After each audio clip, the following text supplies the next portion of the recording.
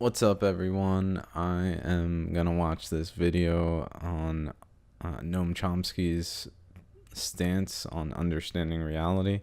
Uh, I've looked into lots of Chomsky's work in terms of watching various interviews he's done, and I really appreciate his perspective. It's typically more historical, so I haven't really delved into anything to my knowledge that was not about just like the state of the world and history and what exactly has happened in the past, because it's all a matter of opinion in many ways of what is the reality. So because I'm a Chomsky fan, I thought I'd check this out. So here we go. Without further ado. Donald Davidson, in a paper called A Nice Derangement of Epitaphs, said, or basically argued that there's no such thing as language. And I've always sort of thought that you may not want to admit it, but on some level or other, you probably agree with that, right? No. In fact, I think he ended up contradicting himself. I think there's some discussion of it in here or somewhere. If you look at the end of the paper, it turns out he's presupposing that there is a notion of language in the technical sense of an internal generative procedure that relates sounds and meanings and so on. He says there's no notion of language in another sense, the sense of some community property or whatever. Well, okay, first of all, I don't even think that's true. It's not a scientifically usable sense. But I think the paper is just rife with confusions. I've written about it. So you think there are such things as languages? Yeah, like there's such in things. In an informal sense. Like there's such things as the meaning of life. You know, and I understand it when people ask, what's the meaning of life? So yeah, there's such a thing as the meaning of life. There's such a thing as the financial crisis in Argentina. You know, there are all kind of things in the world. But if you want to proceed to understand what you and I are doing, those notions just don't help. You've got to look at it differently, the way we look at primates, other primates, in fact. Well, let me read a quote from something you wrote recently, okay? You say, "I doubt that people think that among the constituents of the world are entities that are simultaneously abstract and concrete, like books and banks, or that have the amalgam of properties we discover when we explore the meanings of even the simplest words, like river, person, city, etc." Yeah. You think the average person doesn't believe in that's cities? That's a technical question. Okay. It's a question if you try to figure out what a person's folk science is, you know, how people think the world is actually constituted of entities, which is not, do I talk about books? Of course we talk about books. We talk about the meaning of life and so on. Right. But if you ask people, well, you know, how do you think the world really works? That's the problem with ethnoscience. Right. It's like you go to some other community and you try to figure out what's their idea about how the world works. Like maybe the classical Greeks thought Apollo pulls the sun through the sky or something. That's their folk scientific picture of how the world works. Right. That's a hard topic. You can't just do armchair philosophy about it. That's why ethnoscientists have to work, you know. And when they work, what they find, I think if they worked on people like us, instead of just talking about it in the common room, they would discover that our folk science, yours and mine, does not include entities that are simultaneously abstract and concrete, and does not include entities like the meaning of life. That doesn't mean we can't talk about them. Sure, we talk about them all the time, but we don't, at least I don't, and I presume other people don't, think of them as constituents of the way the world operates. We don't do that when we're talking to each other informally. Now, that sounds a little bit more moderate than what you've said elsewhere. Here's a passage from, I believe this is from New Horizons, where you say, "In the domain where questions of realism arise in a serious way, in the context of the search for laws of nature, objects are not conceived from the peculiar perspectives provided by the concepts of common sense." That's absolutely right. See, but there's several different enterprises that you have to distinguish here. And I don't think it's more or less moderate. It's about a different topic. When you're trying to understand something about the nature of the world, you and I, anybody, you start with some kind of what's called folk science. Almost every society we know has some picture of the way the world works, which is more or less commonly shared. If you try to do this more reflectively and carefully, bringing in other criteria and probably bringing in other cognitive faculties, we don't know that for sure, but I suspect it, then it becomes the enterprise of science, which is a different enterprise and a peculiar one. It's not folk science, it's science. That works in other ways. This comment has to do with our culture in which the enterprise of science is understood, Right. Our intellectual culture, and in that, when we try to find out how the world works, we discard the concepts of common sense very quickly. But it sounds to me... I just gotta pause here. First thing he was talking about sounded a lot like what is the border? Like it's hard to. It's not like if we say a language. What is the edge of the language? Is that a concrete, absolute edge, or is it much more of a gray area? And so we can have different perspectives of what is the edge. And so in a way, there is no such thing as a language because there's no actual edge to it because it's all just gray. It kind of just meshes in with what we each perceive as the edge, which is essentially our knowledge of that language. And in regards to what he's talking about right now, folk science versus science, I would say these are different degrees of the same thing. One being a much more universally accepted way of doing things, way of seeing things, which would be folk science, whereas science is more dominant in some ways, but it's still also a folk science into itself because it has beliefs that are not necessarily facts, that are not necessarily truths about the nature of reality, but are things that we essentially as a community agree and think collectively to be so. And when something is not true within that, well, that's what's going on with folk science. Is it's the same thing. Something more basic in folk science, as he's calling it, which would be like let's say we all agree that taxation is okay, and so we just go along with that system. Well, that doesn't make taxation okay, but we still do it, and we still see it as a thing that is acceptable. Now, if science arrives at a conclusion that something is true, it's the same thing. It doesn't mean it's true, it's just what we all perceive and collectively agree to a sufficiently high degree that it becomes accepted. That doesn't mean it's absolute acceptance. It just means that it pervades and saturates society sufficiently that it's able to take hold and be something that is collectively accepted, at least for a time. There may come a time when it's no longer collectively accepted. So there's change across time, which is another variable in what is going on. Anyway, let's see what else he has to say. I just thought I'd say some things just based on what he said so far before he gets too far. I'll just go back a few seconds. Intellectual culture, and in that, when we try to find out how the world works, we discard the concepts of common sense very quickly.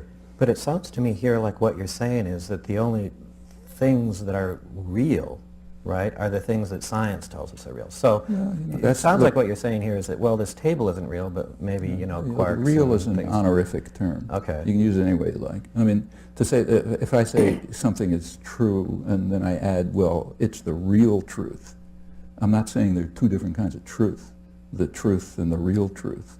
I'm just emphasizing what I said. And the term real is basically used honorifically.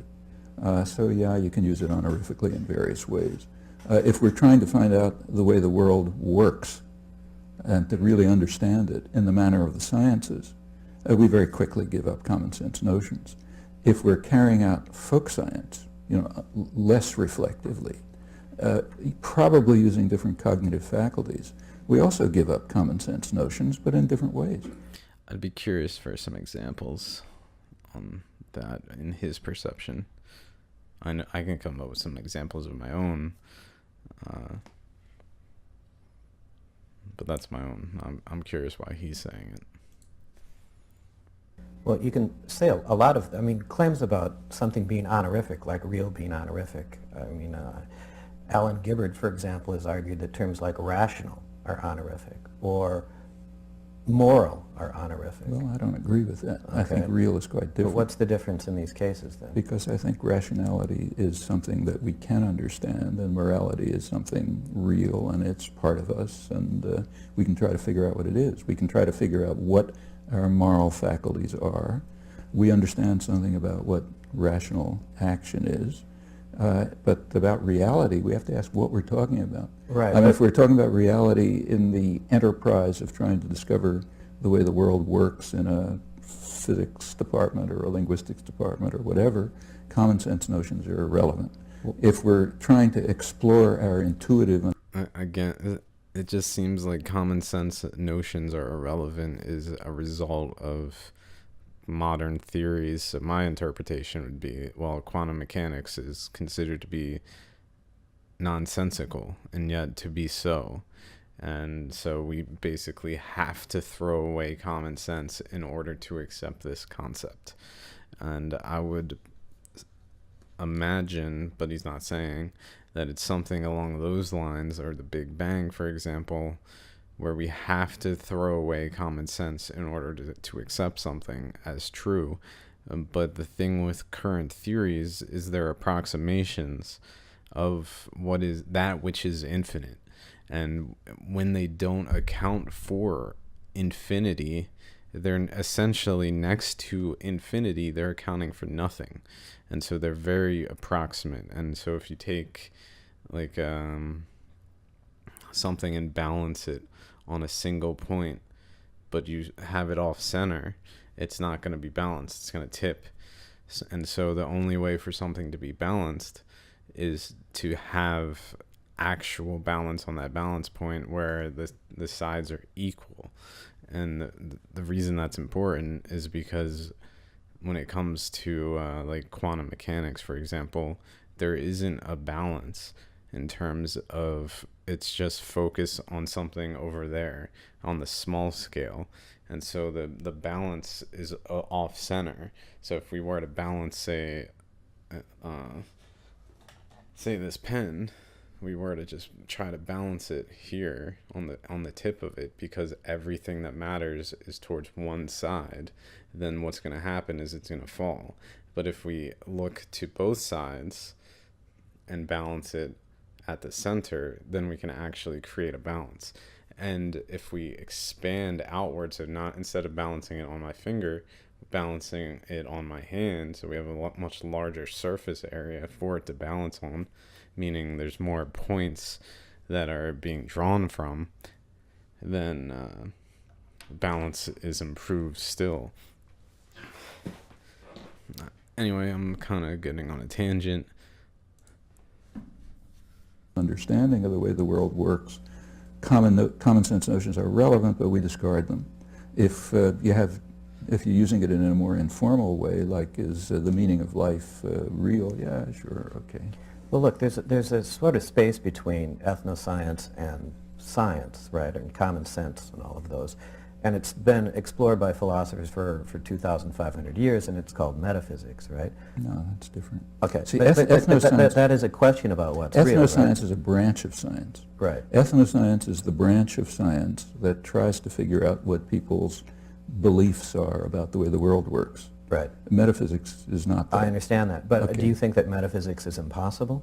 No, science is metaphysics. Oh, okay, good. You know, it's talking Okay, about what good. the world is made of. All right. So, but then the question is, why do you think that science gets to claim what's real? Now, let me give you an example. So, in the scientific image, Bas van Fraassen is a scientific anti-realist. So he says the things posited by science, quarks, et cetera, are not real, but mid-sized earthbound objects are real. Now, you've got the flip side of that, right? I don't have any side because I don't think the word real is sensible enough to use.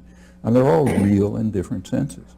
If you're trying to understand the way the world actually works, whether you're Bas van Fraassen or you or me, we're going to go to the scientists because they tell us how the world really works. If we're interested in exploring people's common sense beliefs, we'll go to the ethnoscientists and see what they discover. What if we're interested in something like whether there are events or whether there are properties or whether there are mereological sums or something? Well, let's take events, which plays a prominent role in modern semantics. Right. So here you can ask a lot of different questions. For one thing, you can ask whether in, say, Davidsonian semantics, where there's a lot of, or anything that developed from it, event-based semantics, whether the things, whether what are called events are internal to the mind or outside the head. Right. Well, I think they're internal to the mind. Can't they be both? Well, they could, but then we're asking another question. Right. If we're asking, well, how do these things that are internal to the mind relate to something in the outside world, we'll say, okay, let's take a look at what you mean by an event. So, for example, is the American Revolution an event? Yeah, it was an important event in history. Does that event include the fact that the man who the indigenous population called the town destroyer took off a little time in the middle of the revolution to destroy the Iroquois civilization? Is that part of the event called the American Revolution? Well, not when you study it in school, you know. You want to find out about that event, you got to probably the Iroquois, remember, but the ones who were left, or you've got to look at serious scholarly history. Then you find out that one part of what was going on in the event that we call the American Revolution was a side operation in 1979 to wipe out the Iroquois civilization so that the colonies could expand if they got rid of the British. Well, is that part of the event or isn't it? Well, you know, here come hard questions about what we're really going to call events in the outside world. And those questions don't have answers because they are, you know, they're highly dependent on our interests, our perspective, our goals, you know, all kinds of factors. So I don't think we're going to find external events in any sense worth pursuing for investigation of what the world is like. Why can't these external events just be complicated objects? Again, we're back to the same concept of what is the boundary, and that there's this gray area where the two basically merge into the other, of what is within and that which is without. And so in essence, they're not separable, they're not separate, even though we perceive them and box them in as an approximation. Essentially, we say the American Revolution, for instance. Well, what is that, as he's saying? What is the boundary of that which is what we're calling the American Revolution? Well, then it's open to interpretation of each person. And so we have different boundaries, which creates basically a gray area where the two overlap that ultimately extends into everything. And so it's not separate from anything, but we try to box it in and make it separate by giving it this label. Now, something I would want to add about these events is if we get hit by, let's say, an atom, if the Earth gets hit by an atom, it's not going to be noticed. If it gets hit by a couple atoms, it's not going to be noticed. But as the object that is impacting a body, a given body, that's essentially in a given state, increases in size and mass, then that object will notice more and more so the impact. And if it's a large enough of an impact, it can essentially terraform or destroy and completely transform that which it is impacting. And so there's different scales. All things are relative in that way of what is the impact. And in the American Revolution instance, the impact is high in the perspective of Native Americans who had their society ultimately wiped out relatively, and also high in terms of the global impact in different ways. And so this is an event that he's even referencing because of how massive it was. If it was something less massive, let's say a love affair in the same time frame, then he wouldn't reference it, as he didn't, because it's not an impactful thing unless it has a large impact. And then as in having a large impact, if we think of a meteor hitting a planet, well, what has a large impact is that which is large. If it's small, then it's not going to have a large impact. And this is how physics can be related to consciousness in the way that just society functions, and as we as individuals function, is this relationship going back and forth between physics and the relative interactions of different systems in different ratios, in essence. Be anything you like, but it is the town destroyer's exploit part of the American Revolution, or isn't it? Well, that event. It well, sounds, you know, it's your choice. But there's no answer to that. Yeah, but now it sounds like you're saying that, well, I have representations of events, right? The representations. No, I have representations. You have representations. I have representations, Okay. Some which we informally call events. Right, but now one might ask, what on earth is a representation if it's not a representation of something? Well, see, that's a mistake that comes from a philosophical tradition.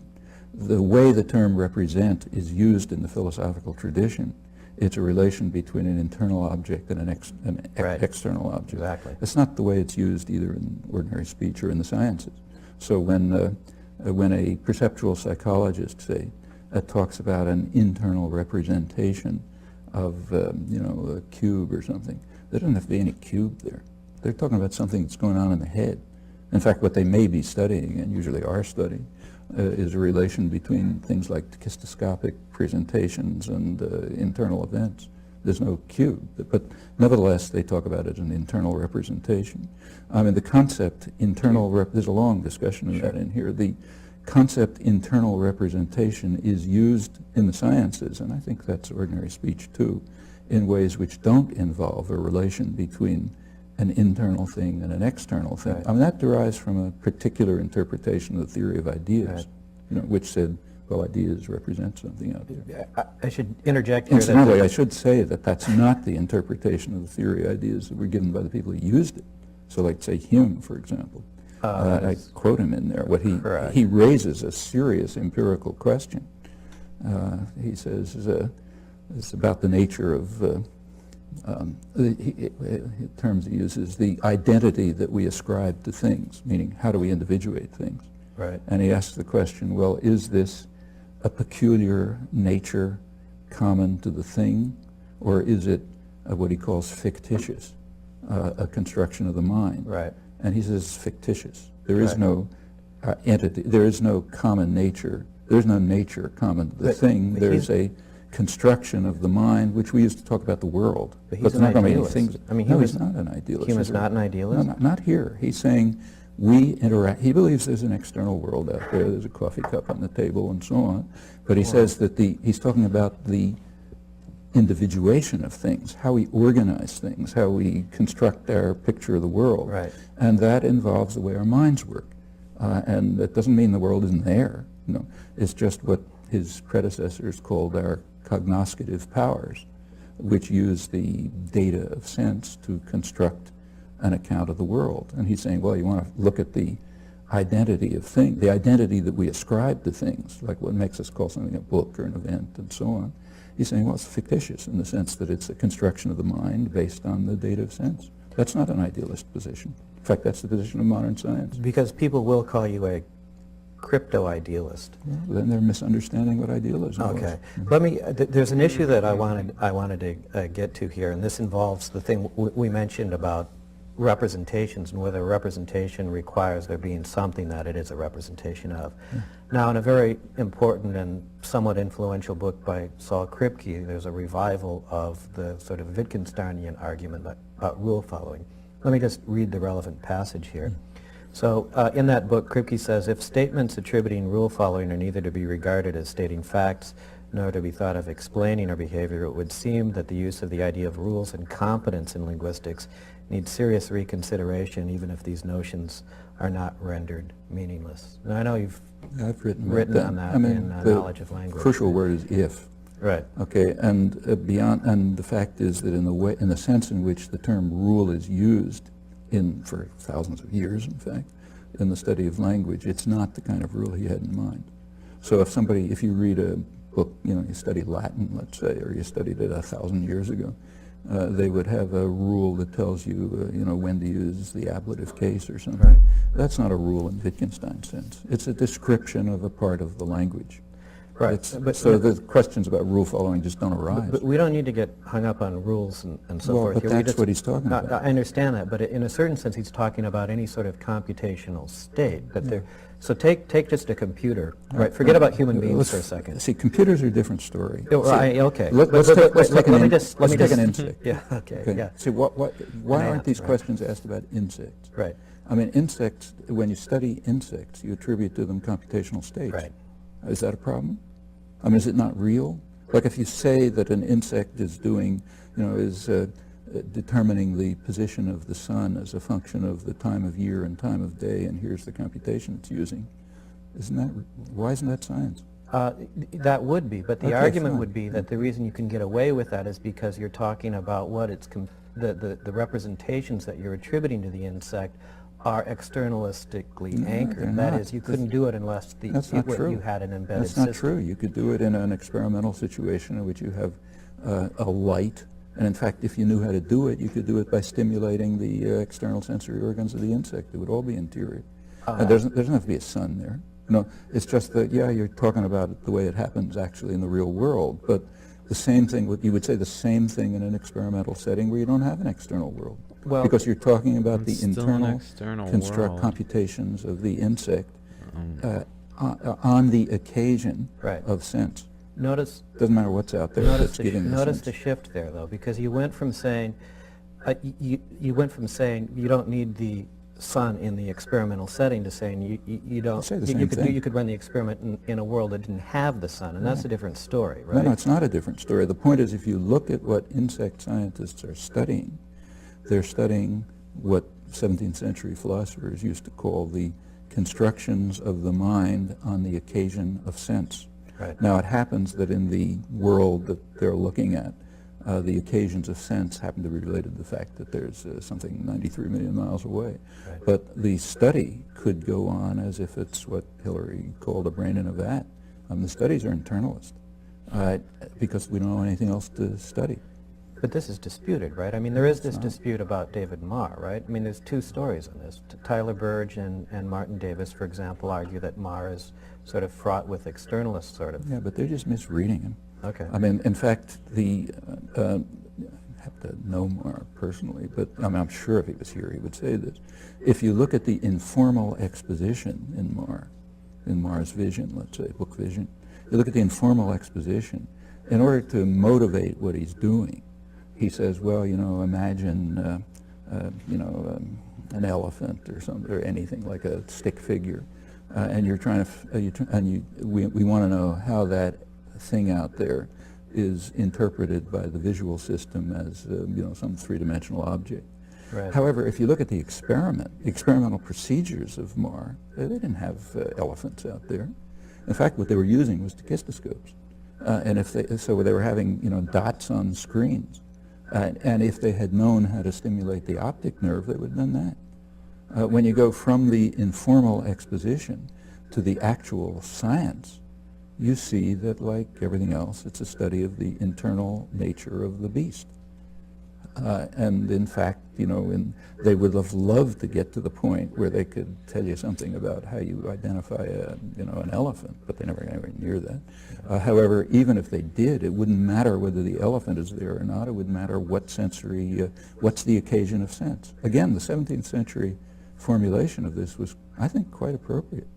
On the occasion of sense, the cognoscitive, it sounds archaic, but the cognoscitive powers of the mind construct complicated internal structures which have all sorts of properties, and Gestalt properties, what Hume later called the identity that we ascribe to things and so on, and that looks correct. And that's the way modern science looks at it.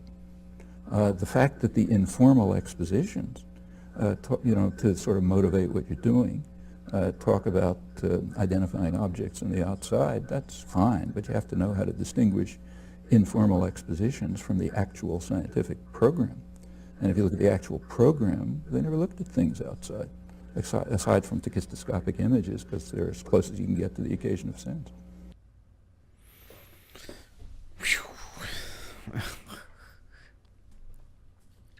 He's a trip. Really fascinating. Yeah, I don't know. Let's see what the comments say.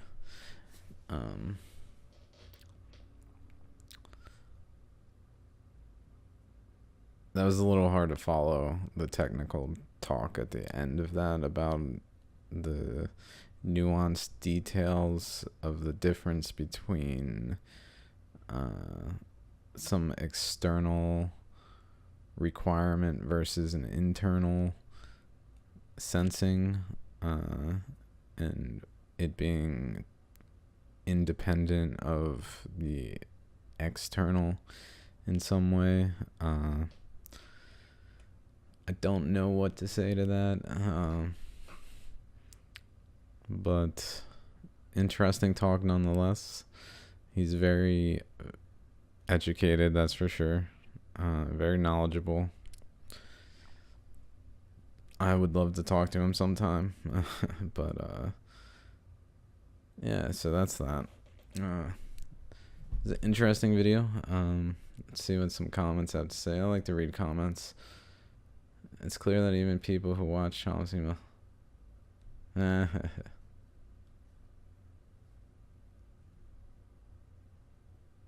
yeah, I found that he surprisingly interrupted the guy frequently, which seems uncharacteristic. It almost seems like he was a little emotional in the interview, which is not exactly something that I would say is evident in a lot of the things I've seen with Chomsky. And like the guy was bringing up things and he would just not let him finish his thought and quickly rebut it with something, and just I don't know.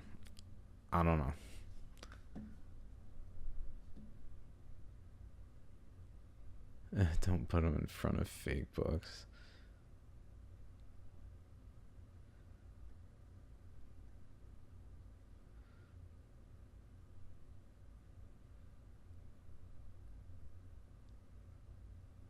I don't know. It said the interviewer was a philosopher. No, I don't know who the interviewer was.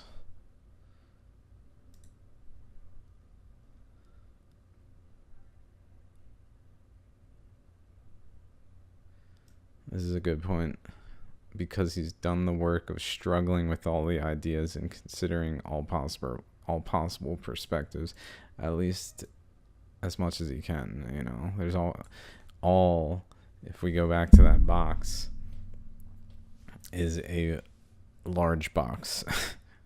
And we can kind of say all, but that doesn't mean that all is all.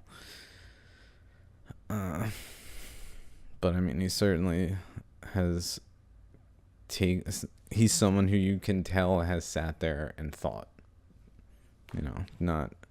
not been like in conversation with people just debating or expressing himself, but like actively sitting there and thinking on a very extensive basis, which would be why I would say that like, as this person saying, he's very quick in responding, because he's already thought it through to a point where he feels he has a firm grasp and does of the topics that he's talking about. That doesn't mean he's completely figured out everything, or everything he's saying is true. It just means he's put time into it, into thinking, and has good responses in terms of there's just evidence that he's considered other angles, other possible perspectives. I want to say all, many, but even many, it comes back to that box. There's always a balance. Many, all means essentially much more than half. I like to think in half. If we go past half, then that would be many, most, all. And that would be a little excessive. And if we go below half, then that would be few or little, and that would be a little under appreciating or undervaluing, whatever it may be. And so a balance between the two of considered has considered. I don't know. Point being, interesting interview. I'm gonna shut up now. And thanks for stopping by. I'll be doing some more of these. I like just sharing with you guys what I'm watching, what I'm thinking. I don't necessarily always have the best response or the most thorough response. I do like to just watch them and try not to interrupt as much as possible. Sometimes I have more to say than other times. But if you enjoyed this, feel free to drop in, do all that, subscribe and like things. That's always appreciated. And see you guys in the next video, and gals.